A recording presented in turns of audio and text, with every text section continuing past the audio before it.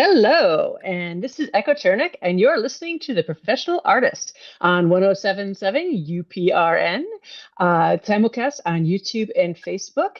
And I am live today north of Seattle in Bellingham, Washington. Before I introduce my awesome guest today, there's a couple things I wanted to talk to you guys about.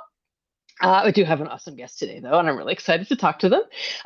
But there's a important deadline for those of you that are artists or writers or small business owners that are in the United States. The rest of you can listen too. I give you permission. It really, really is an important deadline.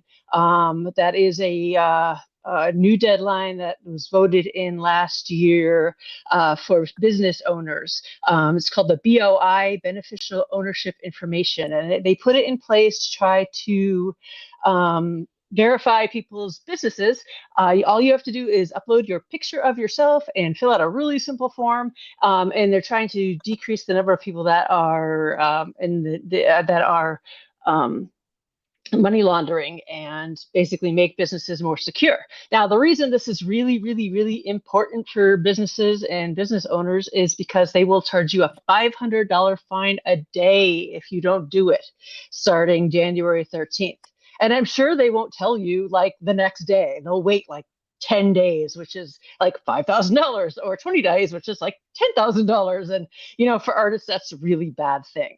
And us, we don't always stay on top of those things like, deadlines and these important things because we're too busy making art. So if you know any artists that are busy making art and maybe not paying attention to these important things, this is a deadline you're not really going to want to miss because it's really, really expensive if you screw this one up.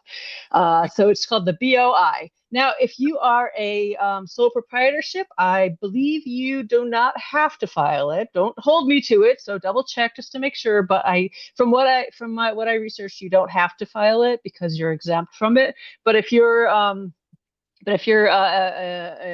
a business like an LLC or an S corp or C corp, you do have to fill it out. It's a really easy form. You just basically send in your proof of who you are, and that's it. So just Google BOI, Beneficial Ownership Information. And if you have any artist friends that you like that are just locked away in their studios, not paying attention to the world, and you like them and you don't want them to go to jail, you might want to tell them about it because it's due on the 13th, and it is really important. So also, we are coming up on the end of the year. Obviously, it's almost New Year's. And for those of you that are new to the businesses and everything, you have to give it a good thought about your purchases at the end, because you have to make any purchases that you want to fall into this tax year before the year runs out. So if for tax purposes, so if you're like, well, gee, I want to write off a computer I'm buying, or if I write off, I want to buy this bunch of books and I want to be able to write it off on my taxes. Oh, geez, I made a ton of money in 2024. I need to write off more stuff. Now you have to spend the money before it hits 2025, or you're not going to be able to write it off. You can write off so many things. Remember to write stuff off. You'd be amazed at the amount of stuff you could write off as an artist. So do not miss those opportunities. You can write off art books. My child is 20 and she's an artist now, and she's actually doing a lot of different art with anime figures and lots of really cool like Victorian outfits and stuff. And so for Christmas, I bought her really cool Lolita outfits and really cool like props and things like that. And guess what? They're all tax write-offs because they're costumes. And as long as I photograph her in them and do drawings of them and use them in my work, and as long as she uses them in her work, they're tax write-offs. So pay attention to what you're doing, what you're purchasing, and save the receipts. I mean, obviously you can't write off like a Hope diamond and be like, oh, look, I bought like a $10 million diamond and write it off, because the government doesn't like that. But if you're buying an art book, or if you're buying art from artists at Artist Alley, that's inspiration, you can write that off. If you buy a Patreon subscription and it's inspirational to you, you could write that off. My Patreon is patreon.com/Echo Chernick. You still have time to write that off this year. So, Echo Chernick, you can go over there and you can get a whole year subscription and write that off before the end of the year. So make sure you write off whatever whatever you can. Keep those receipts. And if you're not sure, ask your accountant. If you are really bad at accounting things, get an accountant when you get to a certain point, because it's definitely worth it. I'm not really good at the writing off part, so they go through that and help make sure you're doing that. Because I early on in my career, I went ahead and did my taxes myself, and then I had an accountant go over them, and she's like, "Oh, I got you $5,000 back because you did such a crappy job." And I'm like, "Oh yeah, you're gonna do my taxes from now on." So that being said, one more time, patreon.com, Echo Chernick, shameless plug. Introduce my guest all the way from Niagara Falls, Jessie Boulard. How are you doing today, Jessie? I'm doing well, thank you. I got my caffeine. Can you tell? Yeah. Making coherent sentences now, which I was not making a few minutes ago. So, but your birthday tomorrow, right? It is, and I just lost my light. Oh. Happy birthday. Yeah, I'm excited. As long as you didn't lose your studio cat. I saw your studio cat in there. Yeah, my cat's still here, but my light went out. Oh, well, good thing your cat is black, so everybody should have a studio cat. Well, I think so anyway, but then again, I have 2 of them, but I'm fond of the studio cats. I like to have hair in all my paintings. Yeah. I think it just adds flavor to them. So, but anyway, so let's see. Well, first of all, where can people find your work? So, sorry, getting over the cold with my kids. Oh no. Yeah, so you can go to jessiebullard.com.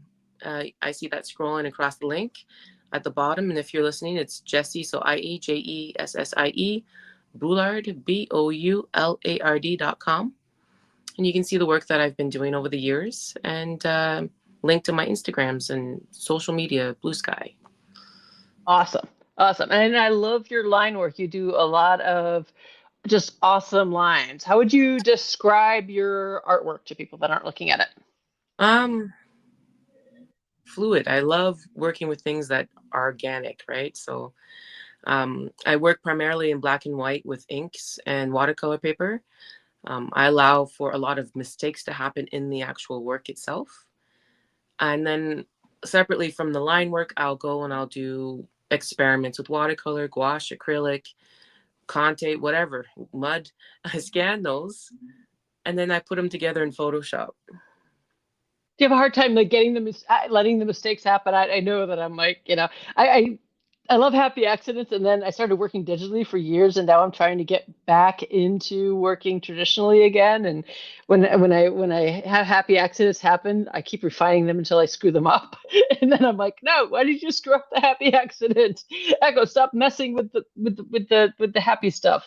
And I keep messing with my I keep redoing things again and again and again because I get used to the undo button. You can definitely get used to the undo button. What I found is that with my kids, I have very limited amount of time. Yours is older, 20. Mine are 1, 4, and 7. So I have a limited amount of time. The accident happens, the accident keeps going. Yes, you don't have time to reduce. No, I don't have time to reset. Like, okay, that stinks. So we'll talk about the kids more in a second. What kind of inks do you like? I've been talking on my Patreon about the inks that I've been using because I've been playing with more pen and ink and watercolors lately. So right now I'm staying true to India ink. Mm-hmm. Do you have a brand? Black and solid. Pardon? Do you have a brand you prefer, or? Oh, I'm not right beside my inks. So not really brand specific. No, I go for whatever's nice and dark and solid. Okay, cool. And do you what kind of pen do you have? A pen you use, or do you use brushes, or? So I use both. They're the dip pens. Yeah, me too. The nibs are called Hunt or Hunts. Okay. Yeah, the Hunts. I usually think it's Hunts 22B that I prefer for the finer details, and then if there's a larger area that I have to fill in, I go right with the brush. Like there's no taking time to do every line. Yeah, yeah. I like the red sable brushes. I've always thought the red brushes you can get with the red sable. I think they're either watercolor or they're like all-purpose brushes. But I don't know. I've Yeah, always liked those brushes. yeah. So I also tend to use my fingers a lot. I've always painted with my fingers, even with the ink. I'm like, just get in there with the fingers. So I don't know. I'm a fingery painter. Probably have I have ink on my fingers right now. So Always, always with my hands are never clean. no, as they They're should not stained. be. They're cleaned. They're just stained. Which you're lucky because you have a black cat. Guess what? My cat's white. So so she gets black ink on her and she don't make Lady. So but I have a great picture of another white cat I had, and he was all different colors when he was little. So and the kids got into him with the marker, and it was funny. But anyway, but it looks like you have metallics you use too. Though that's just what I do with the textures, right? So all the textures that I play with, there are metallic inks, there are a lot of bronze, and then with that bronze, I'll use the computer and I'll just change the saturation, and goes to gold or a green or so. So there's some of my textures that are tried and true, and I'll bring them in all the time. And then there are other ones when I want to be more explorative, when I just basically I take my kids and we do a whole bunch of just fun stuff. Cool. Now you're a teacher. You started out as a teacher. Yeah. That's So before you even started professionally illustrating. So tell us about that. I taught for 8 years at Niagara College in Ontario, Southern Ontario, which is Niagara Falls. When I say so, like Ontario is like for Texas, right? Like 4 sizes of Texas. It's huge. Yeah. Ontario is very large. Yeah. Yeah. Um, Taught there for 8 years. I taught illustration and design. I ended up self-teaching myself design through the program because I graduated in illustration. And it was amazing. I mean, I met so many amazing students, and my colleagues themselves were great to work with. For those 8 years, there were many different students. They still impact my life. Like I even posted that I was doing the podcast today, and some of my students answered, and they're like, "We're all excited to hear you." Ooh, I hope they come on and ask questions. Yeah, I hope so too. So, you said 8 years? That's a long time. 8 years, yeah. I started having, Wow. yeah. By my third child, I was like, okay, let's step back. Yeah, that's a lot to handle. So, and then now you're teaching. You said you're teaching younger children. Right. So I decided to homeschool my kids. We are a neurodivergent family, Mhm. and we ended up in the homeschooling community, and apparently there was a need and a want for an art teacher. And yeah, that just happened organically in the sense where I was asked to teach certain programs. And now I teach homeschooling kids. Instead of college, I'm teaching younger kids. So how does that work? Is there a bunch of parents that you switch off and you teach other people's kids too, or do you Yeah. just teach your own kids? Or So no, like when we do homeschooling, there's groups of kids. Like we can sign up for programs in the area to learn about nature or athletics, or we can do as ourselves. Like I can teach art to other kids. There's a family that really loves science. They do science programs with us, and it's all just community building up each other. that's really cool. It's like a whole village approach. I like that. Yeah. So yeah, there's a lot of artists are neurodivergent. I think we're just built that way. Yeah. So And um, apparently the homeschooling community as well, and they've really enjoyed it. There's some of them I'm even teaching online now. One's from the Seattle region, I think. Yeah. mhm, that's And near me. that's near you. Yeah, I'm actually teaching her. She's also neurodivergent, and we met on a online homeschooling program, and she wanted to continue with me. Cool, cool. Yeah. Now we may have listeners, believe it or not, that aren't really familiar with what neurodivergent is because we have talking to people all over the world. So why don't you briefly explain what that is in your words? So, well, okay, so people understand the idea that autism is a spectrum, but for me, when you say neurodivergence is the spectrum, and autism, ADHD, PDA, bipolar, giftedness, oh, there's PDA. I think I said PDA. There's so many ways. PTSD even has neurodivergence. It's just a different way of seeing the world. So a neurotypical person will go from point A to point B to point C in a very linear fashion when they're working or thinking or doing the things around them. And then a neurodivergent person will be like, wow, I can go from A to D immediately. Why do I need to do B and C? Which is why creatives fit in that so well, because we just don't always think quite the same. So Right. a lot of creatives are neurodivergent in some way or the other, and anxiety falls into that too. So Yes, anxiety. I tend to be in the anxiety group there. So, but yes, I have one with autism, and then another with her own mess of things. So I'm very familiar and work with a lot of people that are on the neurodivergent playground. So, but I get along really well with people that are neurodivergent. So Yeah, we tend to find each other. yeah, we do. It's so, but yeah, is there a different way that you teach neurodivergent children art, you think, than teach neurotypical kids art?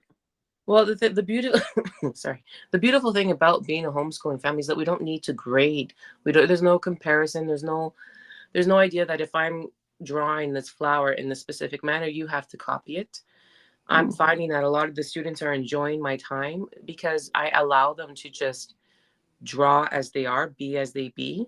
And if I'm talking about lines, I just want to see lines in their work. If I'm talking about shapes, I just want to see shapes. They can take that shape and make something else out of it that isn't what I'm doing. But if they understand the concept, there's no reason to say, well, you didn't follow my A, B, and C. There was no reason to. They understood the concept and then they applied it in a manner that really makes them happy. Which is great, because I remember one of the biggest complaints I got from my younger one is that when she was in school is that she had a lot of different teachers, and I know at least one of them was like, oh, she's like, oh, they want to draw exactly this, they want me to draw it exactly like that, and she's like, I don't want to draw exactly that, I want to draw what I want to draw. And she's the one that's an artist now, and she just felt so limited and wanted to do her own thing. So so that's an awesome way to teach. But and tell us about your own illustration work. So what sort of projects do you work on? So primarily, I'd say 95% of the work I do is Indigenous projects, social issues, hard topics like the image you have for the background for the YouTube here is all about blood diamonds in Canada, specifically in the territories, and how the diamond industry breaks up families, the Indigenous families.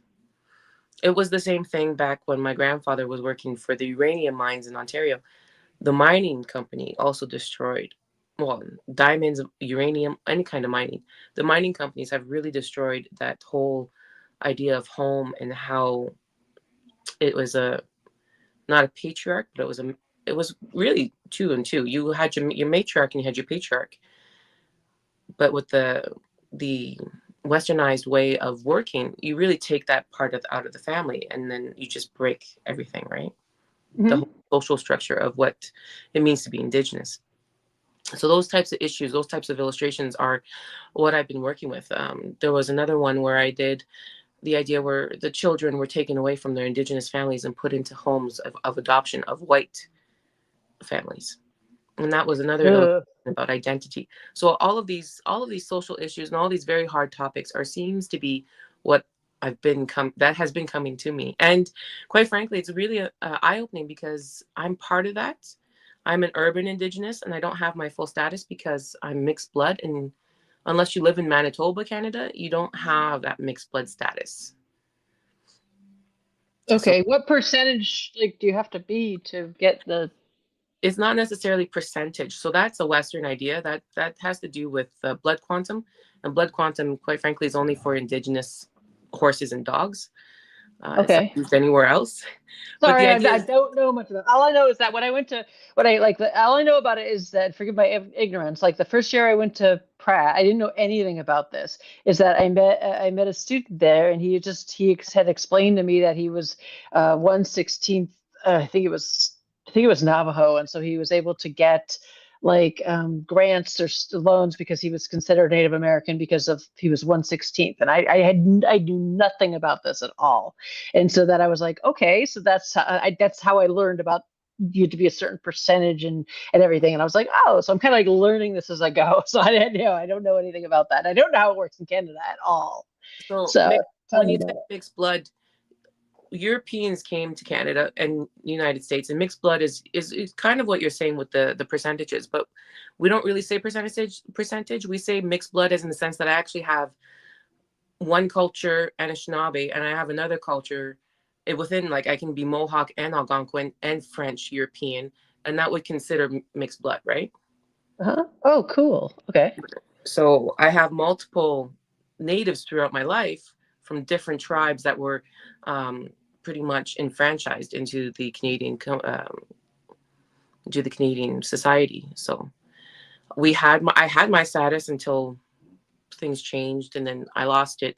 And now we're thinking of, it sounds like Canada's coming back with a mixed blood status now. Okay. Interesting. I didn't know anything about that, and I didn't even know there was a blood diamond thing in Canada. So this Yeah. is fascinating. Yeah. So wow. So all right, keep going. I didn't mean to interrupt you. Keep going. Keep going. Um, I This was is awesome. I love hearing this. This is great. Go ahead. I really did enjoy my time. I've done two very specific illustrations over the past few years. One for a podcast called Canada Land Back. Uh, that was really powerful. And if you look on my website, that's one with the two ravens with Yeah, the I saw that one. yeah. So that's for a Yeah. podcast, and through that podcast, the author did a documentary called Thunder Bay, and I was licensed to do the artwork for Thunder Bay, the documentary on TV, so on HBO Crave.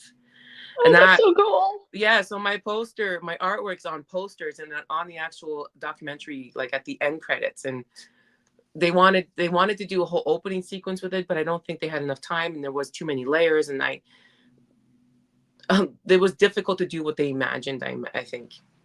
And Oh, but that's so cool. yeah, and it was so interesting. So Thunder Bay in Canada has one of no, it has the highest crime rate period in all of Canada, and it has to do against the Indigenous cultures there.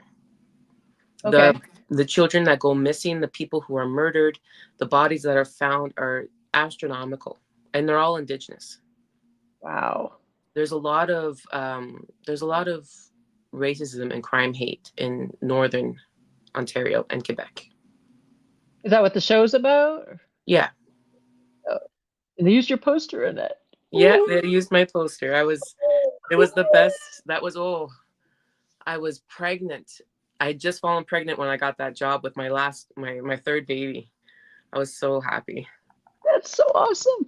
So now, um, so what are they doing? Is that a documentary or a show or? Yeah, it's a 4 episode documentary. Okay. So do you still have the rights to the piece that you can use now or? I have the right to promote.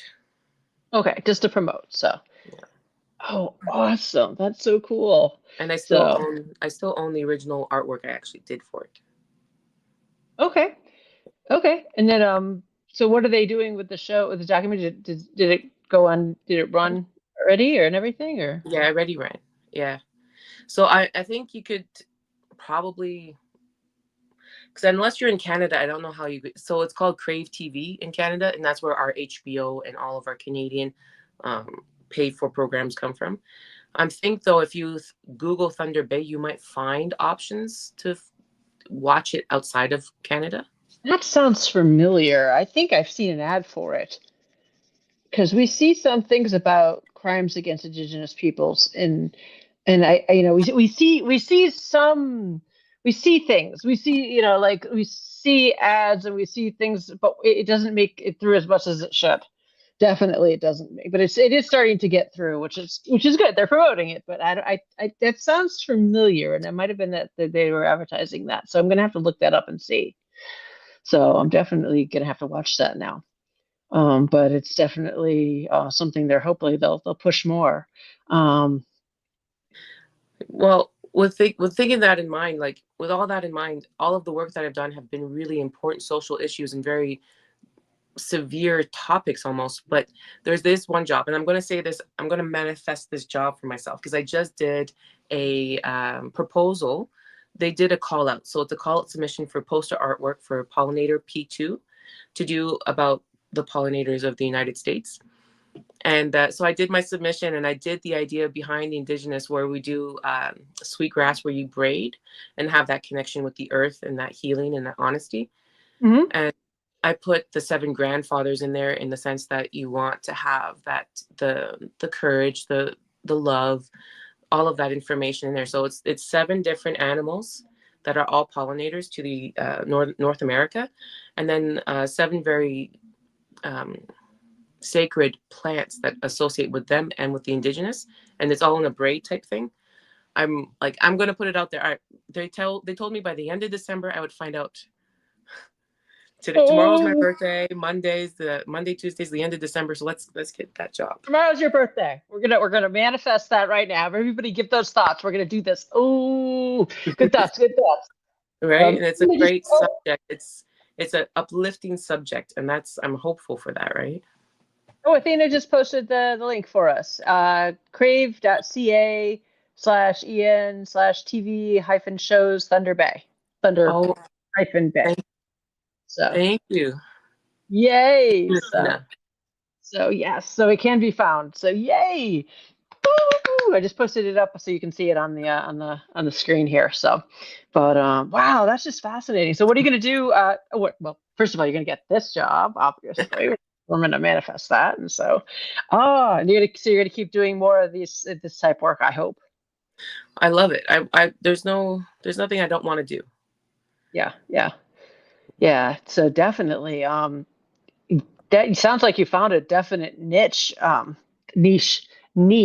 Apparently, I have been informed by my childling that only Gen X says niche. So niche. So yeah, for your work, definitely.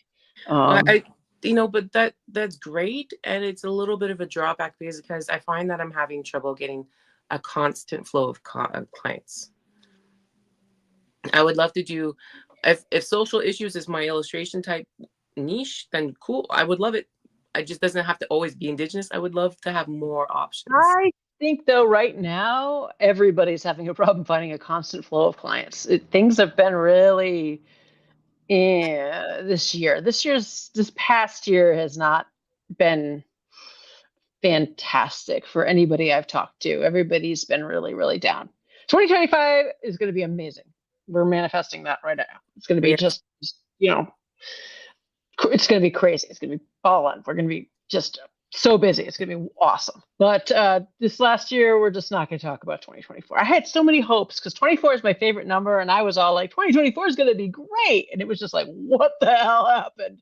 But yeah, everyone I've talked to in illustration has just not, it's really been down. My work's been down. Everybody I've talked to, their work's been kind of, but so I don't think it has to do with your style or anything. It's just been in general. So, and you've been you've been busy with the kids too. So now that they're getting to an age where they're getting more manageable, aren't they? Sort of. Oh yeah. My oldest is helping out now at 7, and my 1-year-old, I'm able to get a babysitter, and I'm not so worried about it. Oh, that's good. So, yeah. So I read what Athena said. Yeah. Yeah. Athena did a miniature pollinator series of paintings. So fingers crossed. So, yeah. So, so your kids are doing good. They've gotten they leave you alone to do work. Well, yes and no. Sometimes I have to set it up where I'm I'm lucky. I have a donkey at home, so I can stand while I work. Okay. If I want to, so I can set them up at their own table, and pretty much I have this giant, like canvas cloth to put underneath them, and they just go at it. Cool. So I may be able to do certain things well with them, especially with textures. The line work, though, I am lucky to have a village where my mother and my husband, if he's not working, they'll take turns and I have some time to myself. I'm very blessed in that sense to have people willing to help me. That's nice. That's nice. And it's important to get the kids just, hands in there. When mine were little, I always got them right into the art too. I was telling people when the kids were babies, I'd sit them down in their high chair and I would instead of giving them paint, like even when they were babies, I would mix up different colors puddings. I'd give them like green pudding and chocolate pudding and vanilla pudding, and I put it in different spots on their tray, and I would just let them finger paint with that. And they'd make all this art with the puddings, and if they ate it or got it in their hair or whatever, that's fine. It's pudding. I mean, it's not going to hurt them. So they'd make all this pudding art for years. So you can be all kinds of creative with having them make art and stuff. So, but it's just so important for them to get their hands in on, and get their hands on things. And I didn't give them iPads until they were 10. They didn't really get like electronics until they were 10. That was the age they got electronics, because I was like, no, you don't need them. You don't need them until I mean, you can watch TV, but you don't get electronics until you're older, because you need to be doing hand things. That's how you learn the hand-eye coordination and all that stuff. At least that's my beliefs. So, Oh, I yeah. mean, and now my younger, well, actually both of them are artists. So, the older one is autistic. She was just diagnosed, and which is a great relief for her. She finally got diagnosed. She didn't know why she was struggling so much her whole life, but it's nice that she finally has some answers and stuff, and now she's finally starting to kind of find her way. But but they're both artistic, and it's just great to see them create and see how they think. It's just so cool. Oh, yeah. So anyway, so tell us a little bit more about something.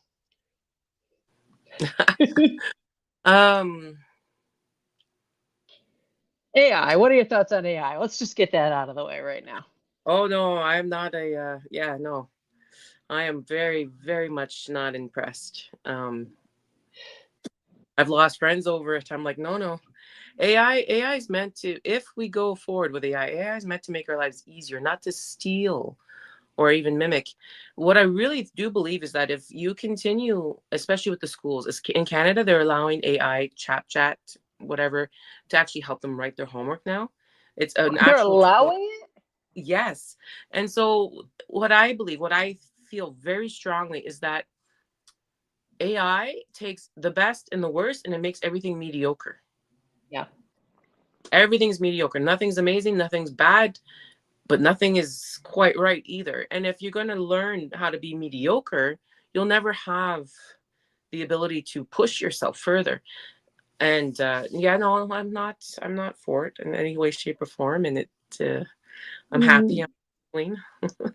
Yeah, no, you're right. You can't. Yeah, that's how I bake. I don't really follow the recipe. This is how they always make fun of me. This is how I bake, because I tell my family, they're like, why don't you follow the recipe? I'm like, because then you're always going to end up with something that tastes like exactly like the recipe. And they're like, well, what? That doesn't make any sense. I'm like, no, I like to bake the way my grandmother taught me. I bake like with my senses and stuff. Because you love my baking. It's like amazing. Well, sometimes it really is really bad, but most of the time it's amazing. I said, except for when I totally screw it up. But I, the only way I get like the really amazing things that I bake is by using my senses, and I just toss flour in, I toss sugar in, I toss baking powder, because that's how my grandmother did it. She just measured everything in her hand, and just by the scent of it and everything.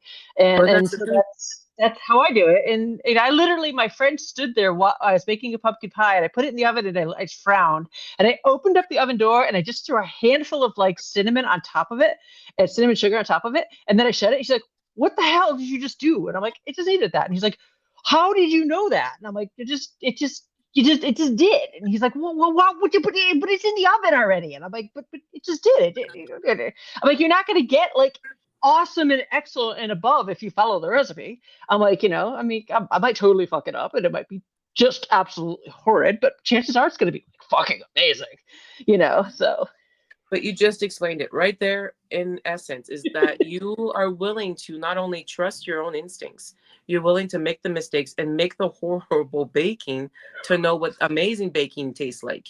yeah. Like the Oh, idea I is got that, some horrible pieces. I got some that are like right in the trash can. Whoa! But you know, but yeah, and that's okay though. That's okay to have some pieces that you're like, oh God, that's. Oh, did you forget the sugar? Maybe. Oh, it's the same thing with art, it's the same thing with writing, it's the same thing with baking, it's the same thing with any human expression. You put the amount of time in, that 10,000 hours of great and that 10,000 hours of really bad, put them together and you'll know what is mediocre and what isn't worth it. mm-hmm. If you just start out the gate with all the answers given to you and all always mediocre, and you don't have the chance to go up and down and all around, there is no, you're not setting the bar higher, you're setting the bar, and that bar is never changing. You're gonna And to get me, mediocre yeah, always. always. And just AI, I don't go near it. I've never touched it.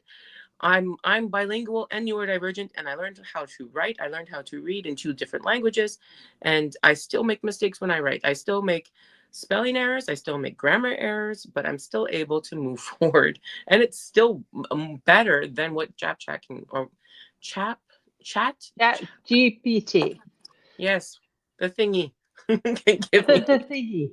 So yeah, yeah, I see. I learned how to use. I learned how to use AI just because I feel like it was important for me to know its limitations, and I played with it, and I, learned it, and I was like, oh, okay, it's kind of cool. It does cool things that look really amazing at first, and I'm like, wow, this is really impressive. But once you start doing it for a while, you're like, it can't come up with new things. It's just like, how about this? How about this? How about this? How about this? But it can't come up with anything. It's just spitting back at you stuff.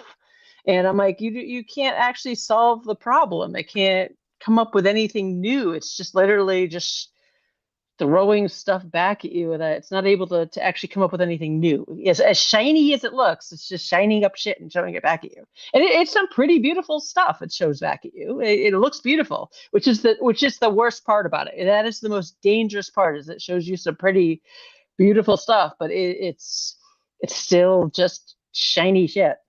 So So like, I remember one of my mentors a long time ago, you can make a bad drawing shiny. You can make it interesting by adding texture. But if you mhm. take the texture out of the drawing, is it strong? Is it good? Does it hold up? Like, you can always make something shiny, but once you take that shiny, what's the foundation? Yeah, well, your piece there behind with the about the blood diamonds, right?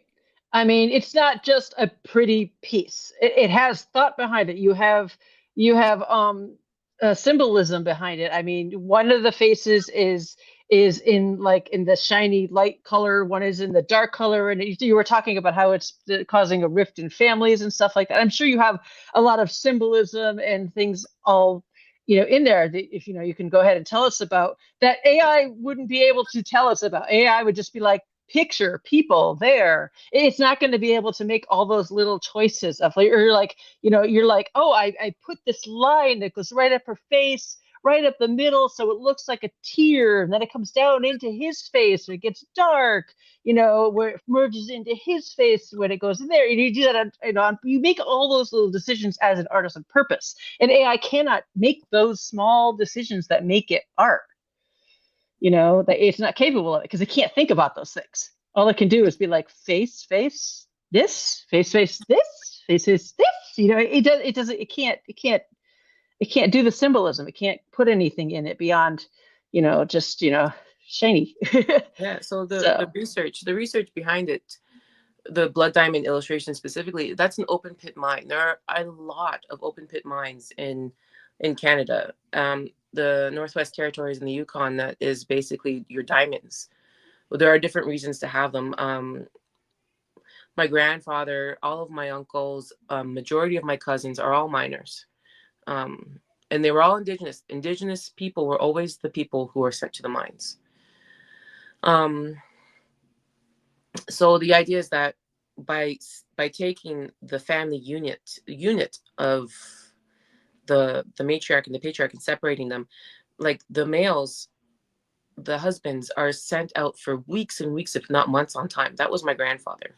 You can clock my cousins, my aunts and uncles, I mean, by when they were born, well, when he came back, right? Mm-hmm.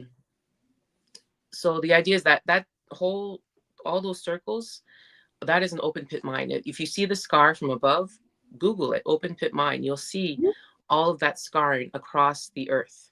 So all those scars, that's just showing you the separation of the husband in the background in the shadows who has to leave to work. And then you have the mother and the child in the foreground that's being affected by those open pit mines. And then the whole cityscape at the bottom, that's Yellowknife. Okay. Yeah. Yeah. Which is exactly what I'm seeing in this, and how you divided it, like, so that with using the colors and everything. And also by using the lines like that, you're also showing like almost a time progression too, because you were talking about generations. I mean, there's, you might have intended that, you might not have, but it does show that too, whether or not you just nod and smile, say, "Oh, I totally intended that." 100%. Yeah. Sometimes it's there, and it just. Yeah, and I mean, you got the diamond in the middle, and then it's got like the open pit mine, or the what's it called? There's another word for that. What was the other word for the open pit mine? Open pit mine. Mine, I think it's called, because it's stripping. Yeah. It also kind of looks like, like it's got the rings, almost like a tree, which shows generations too.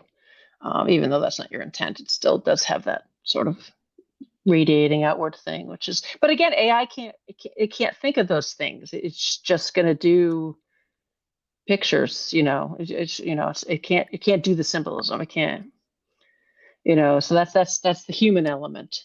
That's hopefully always going to be missing.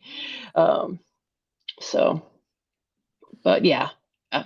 But yeah, I did learn it because I wanted to see what its limitations were, and I tried putting in things to try to get it to give me things, and it just can't understand what I'm trying to tell it. I'm too complicated. I'm like, all right, I want you to do this, and it's like, I don't understand. I'm like, I'm too complicated. My thinking is too complicated. Well, I want to do this. And it's like, this, and I'm like, no, you're not getting this at all. And it's like, my mind is too complicated for what it does. Divergent between the difference between a divergent thinker and somebody who needs that step A, B, and C, right? Yeah. Yeah. I can't do questionnaires, period. They're like, okay, so if this is the question, do you answer A, B, or C? I can't. It's morally gray, and you're asking me to give a definite answer, and I don't have all the background information. I will not and cannot answer this questionnaire. Yeah. Yeah. See, I can picture things in so many different ways. People are like, can you picture art in this style or this style, or can you change? I can picture art in so many different styles. They're like, well, can you picture this scene in this, in a woodblock style? And I'm like, and it's just like there in my head. And they're like, well, what if it was like an oil painting? It just switches. I mean, it just switches. I can do that. And yeah, I don't. Too neurodivergent creative mind. My mind's always just flipping around to 40 million different things, which is why I have so many different styles of art. So I'm always onto the next thing, and I'm like, all right, focus, Echo, focus. Let's eye on the ball here. So, but yeah. But AI is it's going to be around. Unfortunately, there's definitely a lot going on with that this last year, but I think this year is going to be really a really good year, this next upcoming year, because I think that artists are definitely taking a stand, and it's nice to see that the public is starting to understand. I think we need to teach I think we really need to teach the neurotypical public what the effect AI has on artists, and how to identify it, because people are like, artists get mad that the public doesn't recognize that, oh, that's AI, can't you tell? And no, they can't tell. They really can't tell. As an artist, you're used to seeing the telltale signs, and I've spoken with several people, and they don't have any idea how much it affects artists, and they don't have any idea how it's made or how it affects the environment. They just don't know. I think they just need to be taught, and nicely. They need to be And it's, taught, yeah, and it has to be taught, but it also has to be understood. Like some people just don't have that idea of a repercussion, right? They just don't see the next step, that if it continues, it can continue to harm. And it's not just the artist, it continues to harms humanity. It harms us as a humanity. And they don't have that next step. And then well, it's that's like, all unfortunate. right, you ever broken a bone at all? Have you ever broken like an arm or something, and then you wear a splint like on your arm or something, and then remember you take off the splint and you're like, God, my arm feels so weak. Your like muscles feel all atrophied and weak and stuff. I mean, if we get used to AI making our art for us, it's like wearing it's like wearing a cast for like a long time. If we wear a cast for generations or so, we're not going to be able to make art because we're going to be wearing this cast, and our muscles are going to be all weak, and we're not going to be creative anymore. I mean, we're literally Just, like yeah, going to atrophy. just So go watch Wally. go watch Wally. You're going to be, Yeah. going to have to go get our drinks in a cup. Of course, then again, that's not always bad. Drinks in a cup are sometimes nice. But okay, our pizza trees would be kind of cool though. That'd be kind of fun. But yeah, and I think that's saying AI is harmful to the environment. I had brought that up at the beginning when AI first sort of made its harmful debut. I had asked, like, wait a minute. I thought that when they were talking about what do you call them? The Everybody was into the what were those? Oh God, the name of it escapes me. The art. So when people were making the pictures of the art, and NFTs. If you were making all the NFTs and everything, and they were talking about how harmful it was to the environment, and I'm thinking, is AI? It's got to be like really just as harmful, and everyone's like, oh no, it's fine. And I'm like, oh, it's got to be, and all of a sudden, it's come to light that it is definitely as harmful. So yeah, it's I'm glad that people are finally bringing that to people's attention. So. Well, anyway, so we have a few more minutes, so let's move on to a positive subject. So, yeah. So,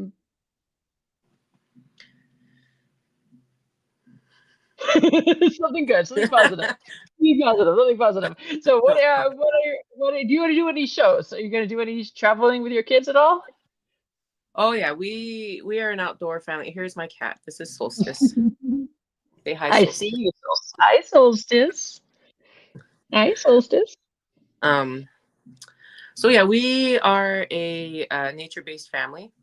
A lot of so what we're doing right now with my 7-year-old and the 4-year-old and the 1-year-old are obviously along for the ride, is that we're learning about how to make pigment and inks from nature. Cool. So yeah, we just got this book. Oh, the book How to Be Ink Wizard, I think it's called.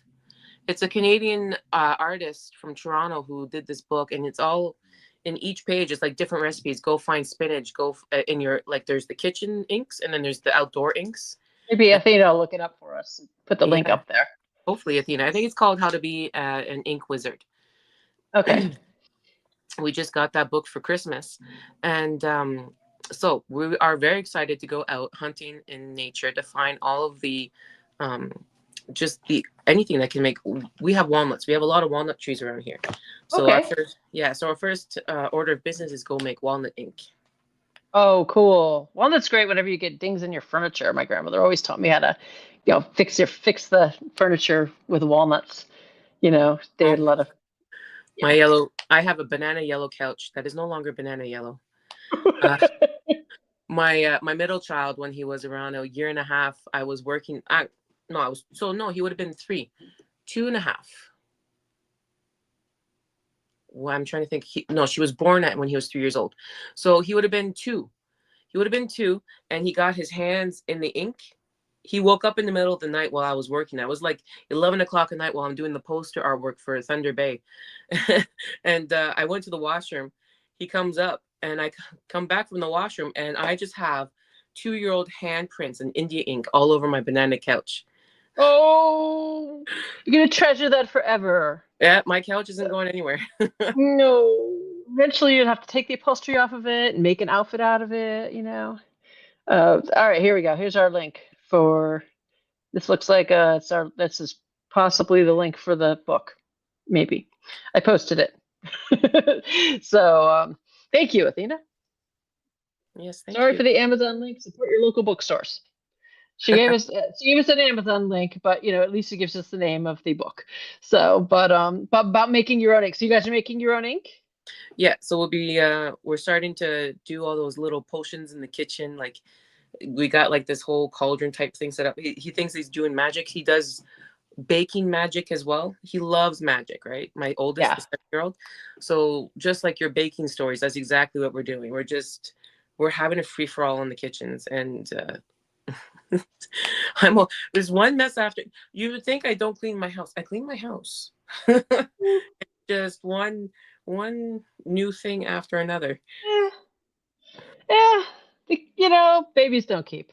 So they, as long as it's not too crunchy underfoot, it's okay. You can teach them to clean up. They usually like to clean up. So, but yeah, but but there's usually some project going on, at the same, at some time with the handprint sounds great though. But that sounds amazing with the ink. I remember when we made pigments when they were younger too. Um, and draw with charcoal. I taught them how to draw with charcoal out of the fire and everything. And I did that in homeschooling class, actually. Yeah. We did a whole thing on charcoal with the homeschooling class. We went to in Niagara Falls or something. Niagara Falls, Ontario, Canada. There's a place called Dufferin Island, and they have all these picnic tables with these barbecues. We use the barbecue and we put in all the everything to make our own charcoal. Oh, nice. That's a lot of fun. So, wow. So, oh, that's awesome. So, all right. So your URL is JESSIEBOULARD.com. Got that all out spelled properly. Woohoo! Yeah. Yes, did it. So, Athena says they're getting the book. Oh, and awesome. All right, bye, Athena. Thank you for joining us. And so, do you have anything else you want to add for anybody? Any advice for teaching kids? Any cool tips or advice for crafts that people can do with their kids before we let you go? Basically, what I've learned, especially between teaching adults down to kids, is that you're not a teacher. You're not guiding them. There's no such thing as actually telling them to do A, B, and C, whether you are neurodivergent or not. Giving them the ability to be to have that autonomy, allowing them to have that ability to make that decision, to make that stroke, to make that put that sugar on top.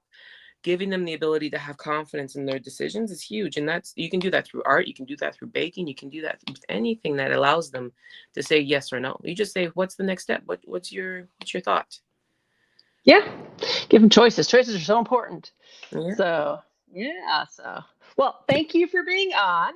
And have an awesome new year. And for everybody else, I guess I will see you all next year. I love saying that. So, and you've been listening to The Professional Artists on 107.7 UPRN in New Orleans, and simulcast on YouTube and Facebook. And also, go to the YouTube channel and make sure it's YouTube/Echo Chernick, and make sure to add yourself there if you want to see all the pictures that I put up, because you can't see those on the radio.